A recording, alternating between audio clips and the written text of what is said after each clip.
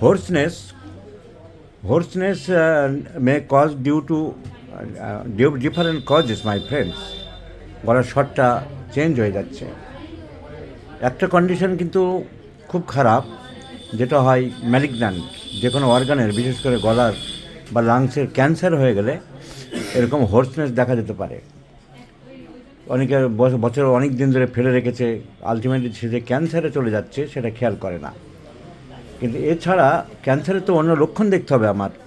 Emaciation হচ্ছে, শরীর খারাপ হচ্ছে, একটা কাশি চলছে, ওয়েট লস বিশেষ করে হচ্ছে, সেসব কিছু না থাকলে তো আমি দুম করে ভাববো না। কিন্তু এমনি অনেকে কোল্ড এক্সপোজার থেকে, ঠান্ডা কিছু খাওয়ার পরে বা কোল্ড এক্সপোজার থেকে অনেকের হোর্সনেস হতে থাকে। তো আমি একটা হোর্সনেস পেশেন্ট পেয়েছি এই ভদ্রলোকের, সেইটা আমি দেখাতে চাইছি। আজকের প্রথম দিনের ডকুমেন্টটা রাখলে আমার বোঝাতে সুবিধা হবে যদি ইমপ্রুভ হয়। আশা করি ইমপ্রুভ তো হবে এবং ইমপ্রুভ করবই। ভদ্রলোক কষ্ট পাচ্ছেন, সেই জন্য ভিডিওটা রাখা আমার সবাইকে দেখানোর জন্য এবং ডকুমেন্টটা রাখার জন্য। ওনার হোর্সনেস হয়েছে 1 বছর।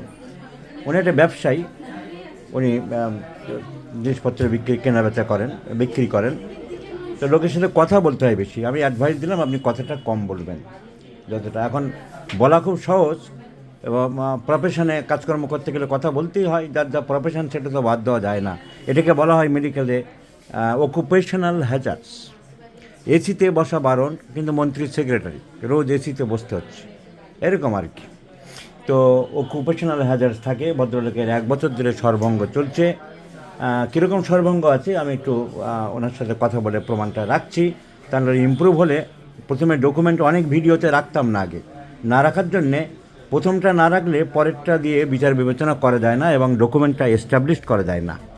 আপনার নাম বলুন। গোপাল দাস। আপনি কোথায় থাকেন? নিউ ব্যারাকপুর। আপনার এই গলার স্বরভঙ্গটা কতদিন হয়েছে? 1 বছর। 1 বছর হয়েছে। আচ্ছা, এর সকাল, দুপুর, সন্ধ্যে, রাত্রি বেশি কম বোঝেন যে এই সময়টায় বাড়ে? না, এরকম আমি বুঝি না, তবে সকালবেলা উঠলে আমাদের গলাটা ভার বেশি লাগে। সকালের দিকে একটু বেশি অসুবিধা মনে হয়, ঘুম থেকে ওঠার পর। একটু কফটা বেশি আছে, তারপর কথাটা বলতে বলতে ওই ভার ভাবটা একটু কমে যায়, কিন্তু ওই ভঙ্গ ভাবটা পুরোপুরি যায় না। না, ওই চিল্লামেল্লি করলে একটু বেশি চিল্লামেল্লি করলে একটু বেশি হয়। তার মানে ভোকাল কর্ডের একটা ক্রনিক ইনফ্লামেশন আছে। মেবি ইট বি পলিপ, অনেক সময় পলিপ হয়, টিউমার হয়। সেরকম যদি হয়েছে, পরীক্ষা বোধহয় আপনার হয়নি, সেটা দরকার হলে পরে করানো যাবে। তো আমরা যেটুকু পেলাম যে ক্রনিক হোর্সনেস 1 বছর হয়ে গেল, সকালের দিকে একটু বেশি হয়, তো পরে আস্তে আস্তে একটু কমে যায়, কিন্তু হোর্সনেসটা থেকে যায়। So hoarseness aggravates in the morning, calcarea carb Causticum.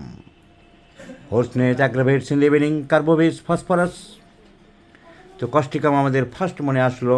আচ্ছা, ওনাকে জিজ্ঞাসা করলাম, দয়া, মায়া, মমতা, অন্য লোকের আপদে বিপদে আপনি কি ঝাঁপিয়ে পড়েন? এই মেন্টালিটি আপনার আছে? আছে। আপনি যে ব্যবসা বাণিজ্য করছেন, কোনো একটা গরিব মানুষ হয়তো যে দাম দিতে পারলো না পুরো, আপনি একটু কমেও ছেড়ে দেন। ওনার মানসিকতা আছে, he sympathetic enough. So causticum is the choice of medicine. কারণ কোল্ড এক্সপোজারের পরে গলার স্বর ভঙ্গ, hoarseness, causticum. Aggravates in the morning, causticum. Sympathetic mind, causticum. আচ্ছা, আপনার কি আঁচিল আছে কোথাও গায়ে, গলায় টলায়, মুখের আঁচিল আছে বা ছিল? Yes, there are smaller warts. আচ্ছা, ছোট। There are smaller warts under the right eye, also under the left eye. So warts in upper parts of the body, a great medicine for causticum. এ পর্যন্ত সব ঠিক আছে। তাহলে hoarseness কী কারণে হতে পারে, কোনটা ভয়ের না বললাম। এই ভদ্রলোক 1 বছর ধরে কষ্ট পাচ্ছে, ওনার মেডিসিন সিলেকশন করলাম। আর 3 নম্বর পয়েন্ট যেটা দেখাতে চাইবো, হোমিওপ্যাথি নষ্ট হতে চলেছে, হোমিওপ্যাথি শেষ হতে চলেছে। এই ভদ্রলোক তো হোমিওপ্যাথিক এক ডাক্তারবাবুকে 1 বছর সময় দিয়েছেন। হয়তো আমাদের পরিচিত হতে পারে, ওনার নাম দেখাবো না, কিন্তু আমি ওনার প্রেসক্রিপশনটা ওষুধগুলো দেখাচ্ছি।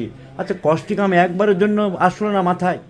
একটা সাধারণ ছেলে যে পাস করেছে, hoarseness aggravates in the morning, sympathetic patient, আঁচিল আছে চোখের নিচে অনেক।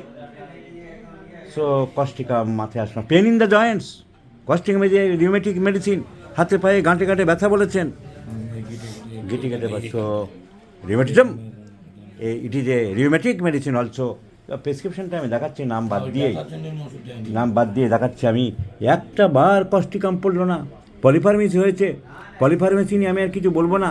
আমাকে অনেকে বলছে যে পলিফার্মেসি করুক, আপনার কিছু বলার দরকার নেই। তা চলছে, চলুক। তার ওষুধ পড়ছে নানান রকম ম্যাকফস, অ্যালফা, ট্যাবলেট, ওয়াইলাক্স, কিন্তু কস্টই কাম পড়লো না, কস্টই কাম পড়লো না। সুপার গ্যাস্ট্রোপ্রক্স শুনলে অবাক হয়ে যাবেন, আমি নাম যেহেতু দেখাবো না, হি যে বিএইচএমের ডাক্তার, লেখা আছে নামের পাশে গোল্ড মেডালিস্ট, লেখা আছে x professor and head of the department, একটা হোমিওপ্যাথি কলেজের নাম, এক্স মেডিকেল অফিসার, অথচ প্রেসক্রিপশন হচ্ছে এই। তাহলে হোমিওপ্যাথি কী করে টিকবে?